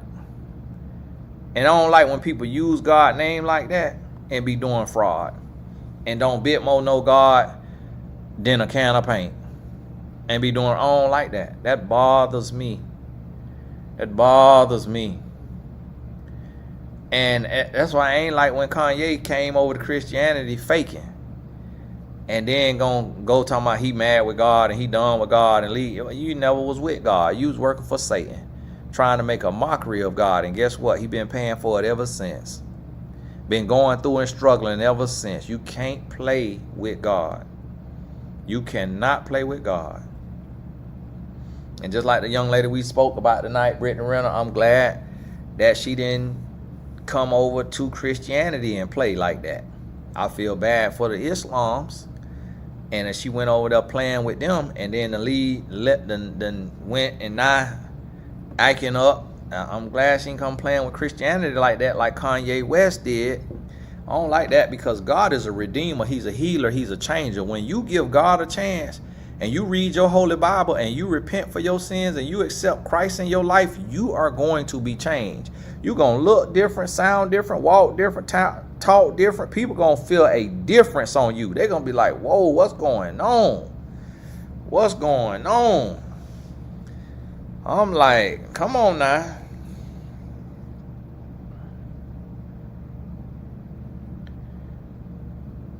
Now, what else on my docket? Now, listen, I'm going to tell y'all something, and this is what, the other thing we got on the docket right now, we got these young black men, these Atlanta rappers. Atlanta is the mecca of hip-hop. Well, that kind of hip-hop. And these young black rappers, these young black men, is in this here beef. And if you got access to black boys, you got to sit down with these black boys, whether it's your nephew, your son, your cousin, your uncle, your brother. If you got access to young black boys and you could tell that they are influenced by hip-hop, you got to help them realize and understand that these young men, majority of them were raised without a father. And they were raised by the streets. And they were searching for themselves and looking for themselves, and the streets found them and they found the streets. And that is not masculinity. That's not healthy masculinity. That's not what a man is. That don't make you a man. None of that. That is pain. That's pain on display. And you got to help these young men realize that's pain. It's childhood trauma. It's dysfunction. And if they real with you, they will admit they pain. They will admit they trauma. They will admit they dysfunction. But what they don't realize is their lifestyle is on display for all these young black men. So what we have to do, and this is what's bad about it, is because you got the rappers that is allegedly catching bodies, getting caught, and then snitching when they get caught. That right there is a clear sign that you're not about that life and you're not a thug. If I go and take somebody's life and I get caught for taking their life, I'm going to sit down and do my time. And if that means for the rest of my life, when I was a kid and I would get in trouble, I would hand my daddy the belt and I would stand there and I would take my licks. And it'll be the 5th, 6th lick before I even have a tear come down my eye. I wanted to be chastised for doing wrong. I want to do the time for the crime. But see, we raising a different type of man today who want to do the crime and don't want to do the time. And that's not what a man is. A man don't run from the consequences of his actions. He made a choice. He accepts the consequences. And so you got to realize this and understand this. And it is on us to educate these black boys and to let them know what is a man. This is not a man. This is not cool. This is not who you should be emulating. This right here is a man. He might look different. He might dress different. He might walk different. He might talk different. But this is what a man looks like. And this who you need to emulate. And we have to express this to these black boys. And what they also gonna realize is a man is not afraid to speak the truth. Well, mama, he could get killed for speaking on them Atlanta thugs. A man is not afraid to speak the truth. A man is not afraid of the consequences of his choices. A man is not afraid to die. A man is not afraid to live. A man accepts 100% responsibility for his life. And it's between him and God. And outside of that, a man does not point the blame. A man does not run from the consequences of his actions and his choices. That is not a man. That's what a boy does. A boy throw the rock and hide his hand. Them bust them people window and hide his hand. A boy steal, do something wrong, and then scream bloody murder when it's time to get his butt whooped. That's what a boy does. A man don't run from consequences. And then we got all of these so-called thugs that so-called got bodies and all of this, and so many of them now is telling on other ones so that they ain't got to do no time. No, if you did the crime, do the time. If you tough enough to do the crime, be tough enough to do the time. And you got to explain to your little black boys what a real man is. You got to explain to your little black boy that you can run from the law, you can't run from God. You still gonna pay a price. You gonna do the time one way or another. You either gonna do it at the hands of man or you gonna do it at the hands of God. And you will rather do time at the hands of man than do time at the hands of God. And the only way God ain't gonna make you do that time, the way it's gonna lay you all the way down, is if you gonna repent and you gonna work for him. You gonna be like Saul to Paul. If you not finna do that, you finna go all the way and pay that time. You finna do that time. And so that's what you got to realize. So it's on us. When we see this stuff in the media and we know you got teenagers that got this social media, it's our job to talk to them and teach them. It's our job to talk to them. I was talking to my son and he was telling about his friend who knows every single lyric to every single song. And his friend is Caucasian. And my son was like, well, Dad, you know, what's the problem with me listening to this music? Because my friend, he know every single song. I say, but that's the point exactly. Do your friend got gold teeth? Do your friend got tattoos? Do your friend want to lock up his hair? I say, your friend who is a Caucasian, understand that these rappers is for his entertainment, not for his guidance. He understand that these rappers is his clown in the circus, not his teacher in the classroom. See, that's what we have to help our young black boys to see these rappers the same way 90% of the white boys see these rappers. 90% of the white boys, they don't go get gold teeth in their mouth. They don't go lock up their hair. They don't go sagging their pants. They will go buy the album.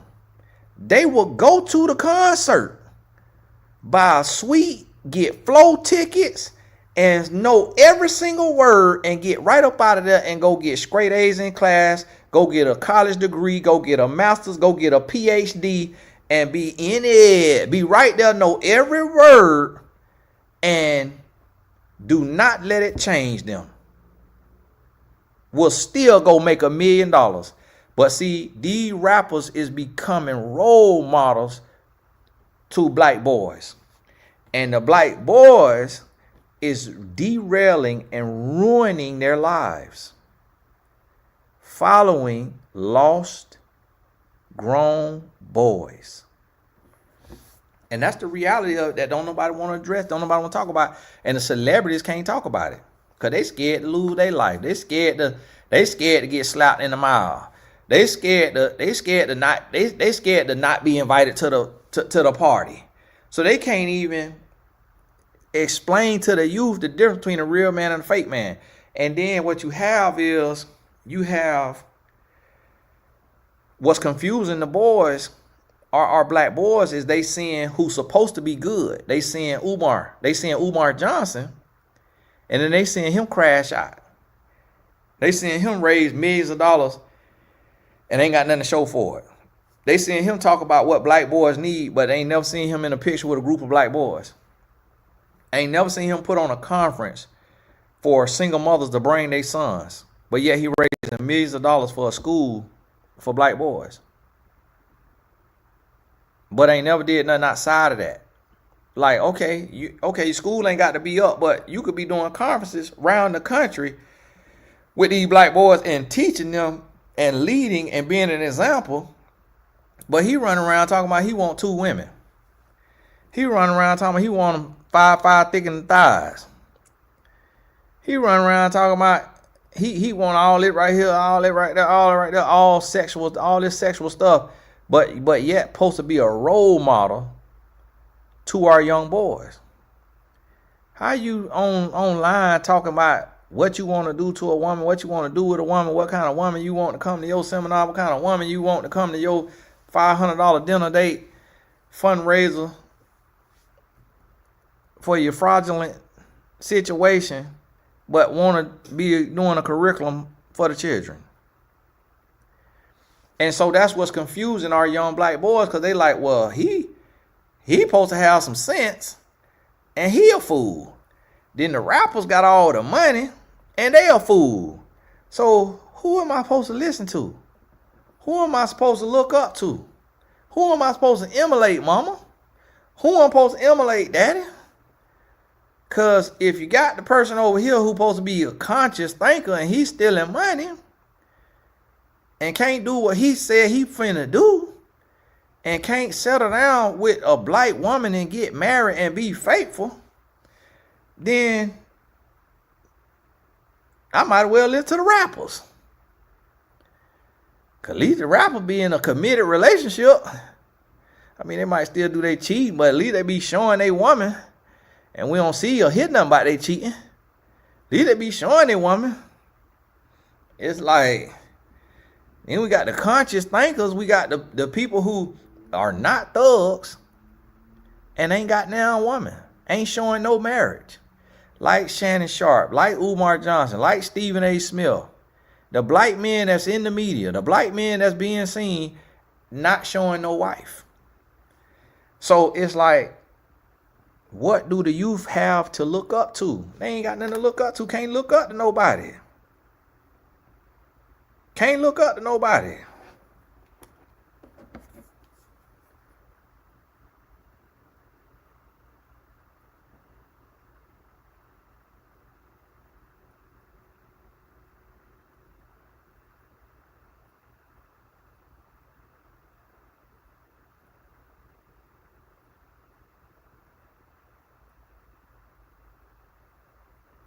My bad.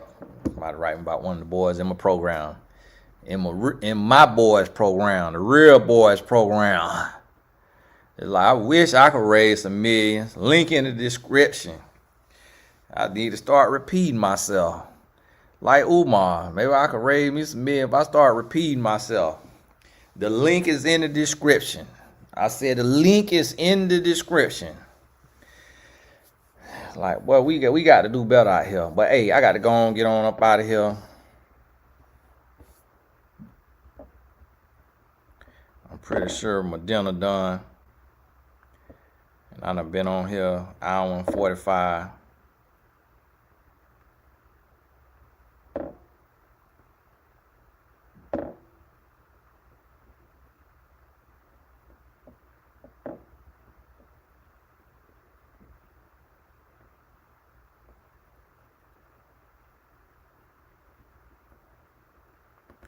But hey, God bless you. All the important links in the description. Shout out to the moderators for helping out. Thank y'all so much. Really appreciate you. The links that they put in the chat over there is in the description as well, most likely. And shout out to the Blessed Tribe members. Everybody in this here chat is a supporter of me and the YouTube channel, and I appreciate y'all. And also, y'all go over to TonyGaskinAcademy.com and look at the all access membership. Got 70 courses in there. And so when you click on it, you can scroll through all the courses, see all the courses that's included. You'll see the prices of them courses too. And check out the all access membership, man, because I'm going to be running everything through there. And to God be the glory, we crossed 500 members in there.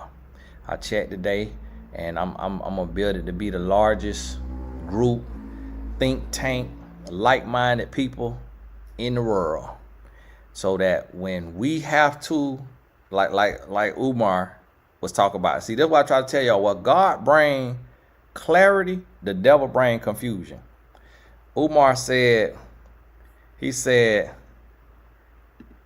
we might have to march. We might have to march on City Hall. We might have to march on City Hall.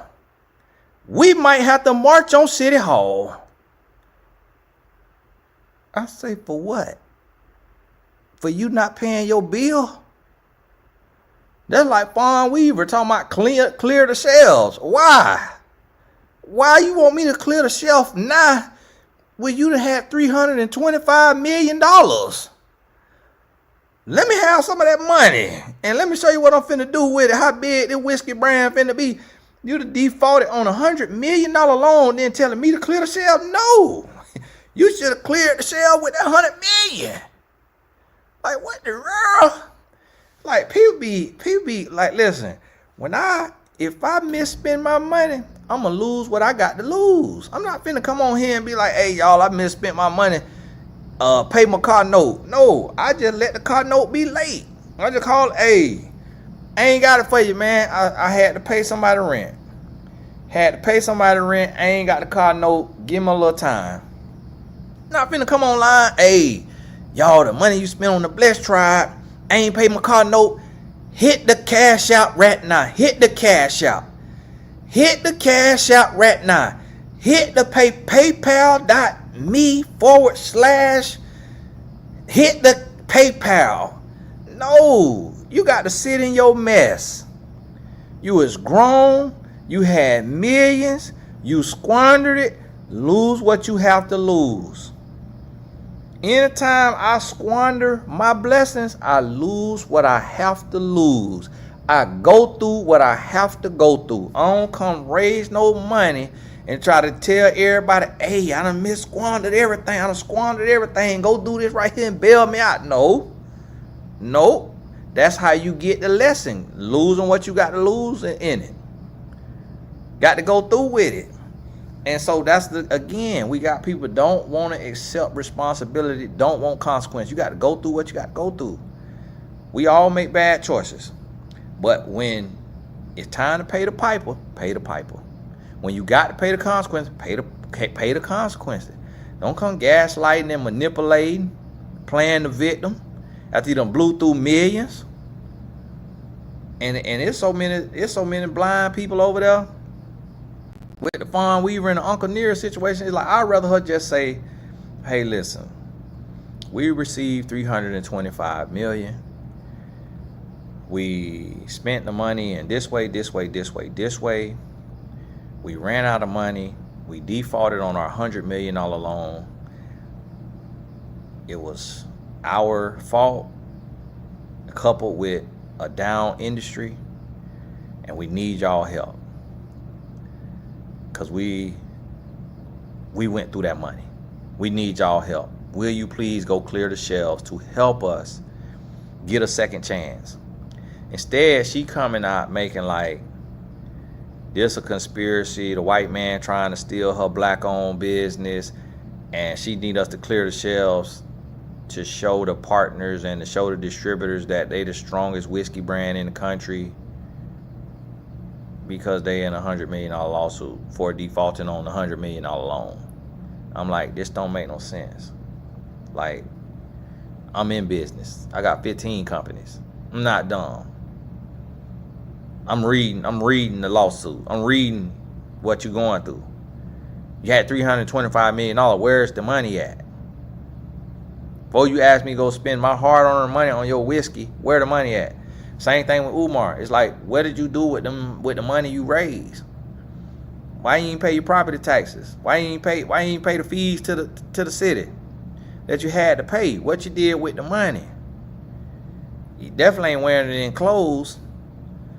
You definitely ain't driving it in a car. You definitely ain't spending on a house. So where did the money go? Cause you ain't got nothing to show for it. Cause if you bought a house, you could do a home equity loan. Like, so now I'm starting to think you must be a functioning junkie, or you paying strippers and prostitutes, or just eating out all the time. Cause you sit there on the camera talking about donations, gifts,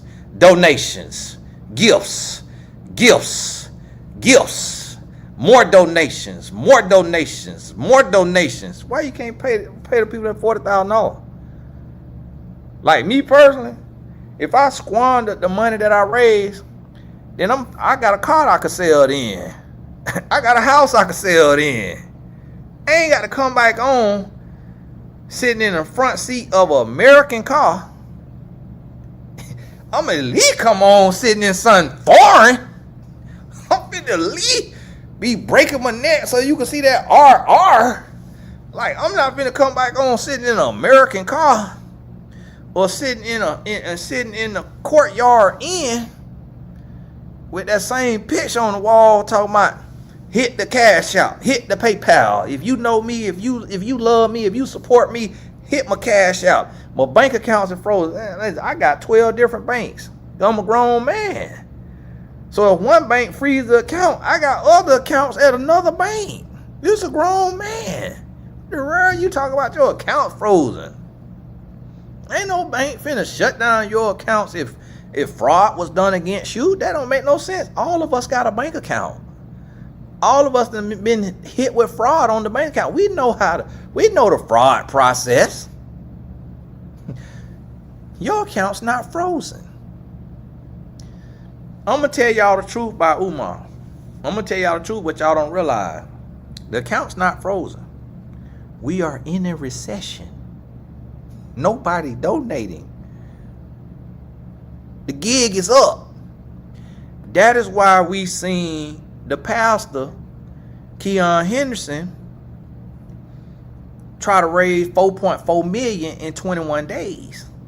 Because people are struggling to pay their bills. So those of us who sell products or receive donations is feeling it. If you're not selling a necessity, if what you are and what you selling is not a necessity, people going without you. Your numbers down. Everybody numbers down. That's why they got the gentleman. They got the gentleman online who has talked about finances. And the guy he be teaching. He talk about finances, recession proof. And then the other gentleman is showing documents from the web where it's alleging that it's showing that all of the gentlemen, 5 or 6 of the gentlemen houses in foreclosure. And that the gentleman main house that he live in is up for sale. And he's showing that the gentleman who teach on finances, that his wife being sued by American Express. It's like, listen, that's the recession. And if those documents are real, what that is showing is that none of us are recession proof. But see, me personally, I'm the type of person is, if my business go down, I'm going to start another business. Like, if I got a Sprinter, if I got to put it on the road as a driver, I'll be a driver. I'm too proud to beg. but I ain't too proud to work. If I got to go back to doing stuff I don't want to do, and going to the 6-figure earners and writing everybody book for 10 grand. If I got to write a book a week to make 40 grand a month, I'm gonna do that. I'm gonna do what I got to do. I'm gonna create. I'm gonna do something else. I'm gonna create. So it's like we have to stop making choices and then trying to run from the consequences. We got to stop that. We grown. So it's like, listen, I got 70 courses in the membership. It's $15 a month. You think I want to give away tens of thousands of dollars worth of knowledge? You think I want to give away a 7, 8, 9-figure blueprint for $15 a month? No. But I know what the average American is facing right now. So if I really want to help, I got to provide value at a price that is affordable, and knowing even at $15 a month, 50 to 60% of Americans can't afford that. Like, that's the state that we in right now. Why you think yeah, I don't care enough for Trump, but why you think Trump charging for breathing air? Cause we in a recession. Why you think he charging for your right foot and your left foot to hit the ground, walking from your car to the front door of your job? Because we in a recession. Why you think he doing all these tariffs? It's like, who just automatically want beef with all these countries? He need to make money. He trying to make money for the country. He like, boy, we drowning. He say, boy, I got to charge you for saying USA. You want to send something in here? Got to charge you. Tyson you. That shows you right there. That's the telltale sign. People just like, oh, he a totalitarian. He a dictator. All of this right here. He about that money. He looking at the books. He see the books. So we don't understand it because we don't understand how bad of a state the country in financially. But it's like, if you're doing good and you're doing better than you ever done, you're not finna do all that foolishness. Because you want to make friends, not enemies. So you're not finna do all that foolishness. But you finna do all that foolishness when you in the red. And so guess what? It all trickle down. What they say, Dookie run downhill. So it trickle down. So if the country is in debt, then we can't be surprised when we in debt. That's what don't be making no sense. Dave Ramsey, it's like, how you expect me to be debt free when America owe Tahiti $25 trillion? It's like we got countries that's this big that loaned us trillions. And you want me to feel bad because I got a credit card bill due? Because I'm getting hit on my credit, man, bump that. If the country can't manage their money, you can't look at me and expect me to be all the way perfect. No, give me some time to get it right. I'm finna charge somebody some tariffs. Hey, you want to come in my house? I got to charge you a dough fee. I got to do like Trump, charge you a tariff. You want to mail all these flyers to my house? You need to pay me a tariff mailing me all these flyers. All right here. See, they need to let us do that. Charge us a tariff. Pay us 25 cents for every direct mailer we got to get in the mail. Our mailbox full. I'm gonna tell you something. This is how I know we are in a recession. Cause my inbox, it never been this full. I had my inbox and would keep my inbox to 99 unread emails. Right now it's at 1784, and it just was, and my support email is 1772, and my email, my personal email just was at over 6,000. You know why I was over 6,000? Because every single company I done ever bought from is sending an email every single day. Everybody is drowning and they fighting. And see, but this is what I try to tell y'all, why you got to work for the Lord, why you got to walk with the Lord, why you got to trust the Lord, because He's going to make sure you have what you need. The Lord might let you lose what you don't really need, but He going to make sure that you clothed and you fed. That's His promise to us. He said, I clothe the lilies of the field and I feed the fowls of the air. How much will I do for you, my child? He said, don't worry about tomorrow because it have problems of its own. So it's like even the banks now have to be more lenient because they know that the situation going to turn around. But if you just go to repossessing everything, you're going to lose your money because now what you go try to sell what you repossess, you can't even sell it. You might as well give your client a little bit of time to get their situation together, and then they come back and pay you late fee, interest, and keep paying. Because you already know the next thing finna happen is some stimulus checks. The next thing finna happen is some stimulus checks. That's what finna happen. And so you're going to see it happen. So you got to realize that. You got to realize that. I don't know what this one's on my. I don't know who I'm subscribed to. Lady A, who you telling me to unsubscribe from?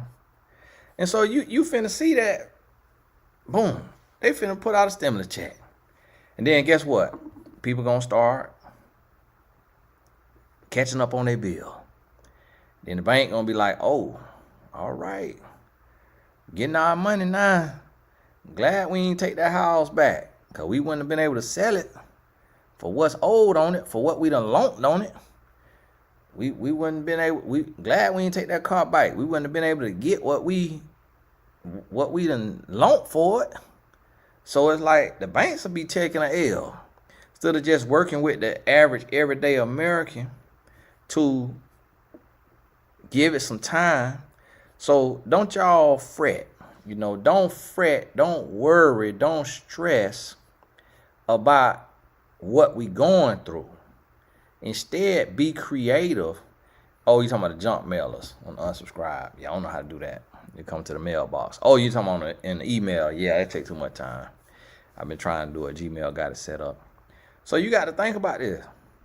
And you got to, for me, I just work harder.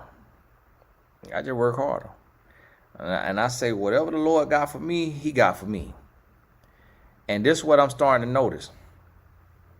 It's going to be people coming to you to borrow because they can't see your stress. They can't see that you going through what they going through. Because God give you peace in the midst of the storm. So they're going to come to you, hey, cuz, you got $20 I can borrow? Hey, cuz, you got $100 to borrow? Hey, cuz, I need some help with my rent. Hey, cuz, I need some help with my mortgage. Hey, unfortunately, I'm not able to do it right now because, I got a lot of bills going on right now as well. I'm sorry. See, I used to say, my friend asked me to borrow $500 a day. Everybody's struggling, but they don't realize everybody's struggling. Like, we all going through it. Like, everybody still got to make money. Everybody still got to figure out a way. So when they showed the brother, I was like, man, I hope the brother really ain't going through that. Like, all them all them foreclosures and all that. I hope the brother ain't going through that. But I don't know if it's real or fake, but it's like, the brother followed me. I follow him back. I don't judge nobody. His wife followed me. I follow her back. Like, I don't judge nobody. Like, all I can do is pray, because it's like what you see somebody else go through, and especially if it ain't got nothing to do with sin now. If it ain't sin, but you see somebody else going through something, you got to pray. Because you don't know what your number going to get called. If Job number got called to be tested, then all our number could get called to be tested. And you got to be able to weather the storm, and you got to be able to trust God. You can't fold. You can't fold. And when He deliver you, when He bless you, when He bring you through, you got to do right on the other side. You got to do better than what you was doing before you went through the test. Whether the devil sent you through it, God tempts no man, and God allowed you to go through it, you got to do better. When you brought through on the other side, we got to get the lesson in the mess, in the storm, get the lesson, Then we get the blessing. Y'all ain't know I the one made that up. Steve Harvey made it go viral. Just like my 3-month rule, he made my 9-day rule go viral. I say, do Steve Harvey follow me? And it be, as I'm his life coach, like, man, making all my stuff go viral. Hey, God bless you. Keep your head up. Important links in the description. Thank you so much to my supporters, because y'all see the hill that I stand on, and I can't get no sponsorships, corporate sponsorships, and all of that because of stuff I got to teach on and touch on. So y'all be the one keep me going. Y'all be my support. So I thank you for that. Standing in the gap for me, being in the trenches with me. Blessed Tribe, Blessed Business Tribe, Patreon, all access, membership. For everything y'all be doing, even the subscribers, even though that's free, I still appreciate you. God bless you. Keep your head up, and you'll see me tomorrow. And then to the Blessed Tribe, all y'all in the chat, I got another Pop the Balloon review going up right now, because I released the other one. So this one right here going up right now to the Blessed Tribe. So it'll be the full episode. So you'll be seeing the full episode. So if you're in the Blessed Tribe, check the Blessed Tribe videos, and you will see that in there. It's members only. So I had to do that because before you could record it and put, monetize it and all of that. But it's like, I'm just not finna be promoting it just to be promoting it. So I now do that as a added bonus lessons for the Blessed Tribe, because the Blessed Tribe members pay to be in the Blessed Tribe. So because y'all supporting, it's a way for me to give y'all some extra content, some bonus content, some more learning and life lessons. But again, when you watch them Pop the Balloon reviews, get out your feelings. I'm not talking to you, not talking about you. I'm addressing what's on the screen. So get out your feelings. God bless you and keep your head up.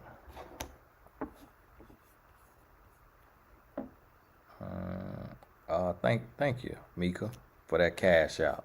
God bless you. Oh, and South Africa, it's in the middle of the night. South Africa, when y'all watch this replay, make sure you get your tickets. Link in the description. November 8th, I'll be in South Africa. God bless you. We'll talk soon.